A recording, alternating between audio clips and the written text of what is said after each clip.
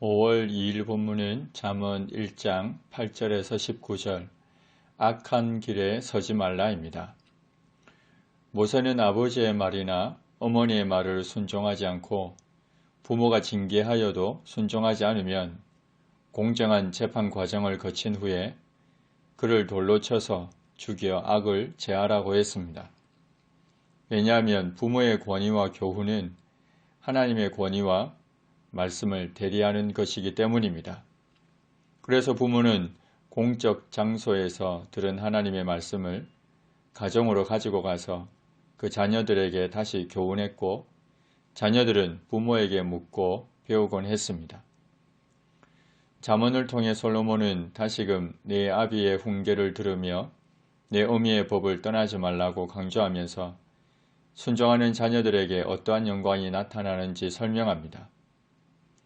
순종하는 자녀들의 머리에는 아름다운 관이 쓰입니다. 아름답고 존귀하며 영광스러운 삶을 누리게 된다는 의미입니다. 또한 순종하는 자녀들의 목에는 금사슬이 있습니다. 명예와 풍요로운 삶을 누리게 됩니다.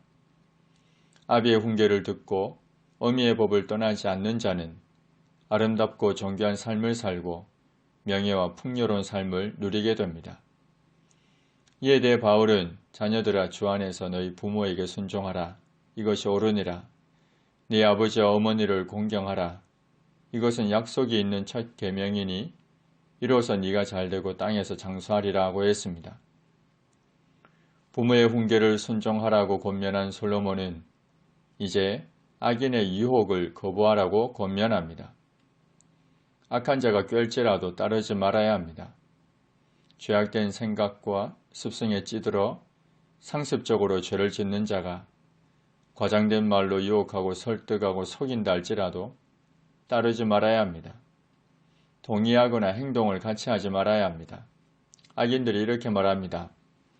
우리와 함께 가자. 우리가 가만히 엎드렸다가 사람의 피를 흘리자. 죄 없는 자를 까닭 없이 숨어 기다리다가 스올같이 그들을 산채로 삼키며 무덤에 내려가는 자들같이 통으로 삼키자. 우리가 온갖 보화를 얻으며 빼앗은 것으로 우리 집을 채우리니 너는 우리와 함께 제비를 뽑고 우리가 함께 전대 하나만 두자. 악인들의 범죄는 대상에 있어 제한이 없습니다. 뚜렷한 이유조차 없습니다. 무자비하고 잔혹합니다. 그렇게 해서 자기 집의 창고를 채웁니다. 그리고 악인들끼리 돈독한 유대를 형성합니다. 솔로몬은 이에 대해 그들과 함께 길에 다니지도 말라고 합니다. 심지어 발을 금하여 그 길을 밟지도 말라고 합니다. 다윗은 내가 주의 말씀을 지키려고 발을 금하여 모든 악한 길로 가지 아니하였나이다고 했습니다. 그리고 바울은 내가 내 몸을 쳐 복종하게 함은 내가 남에게 전파한 후에 자신이 도리어 버림이 될까 두려워함이로다고 했습니다. 이처럼 악한 자들의 행동을 본받지 않을 뿐더러 그 속에서 일어나는 죄된 본성을 억제하고 제어하는 노력을 해야 합니다. 왜냐하면 그 발은 악으로 달려가며 피를 흘리는 데 빠르기 때문입니다.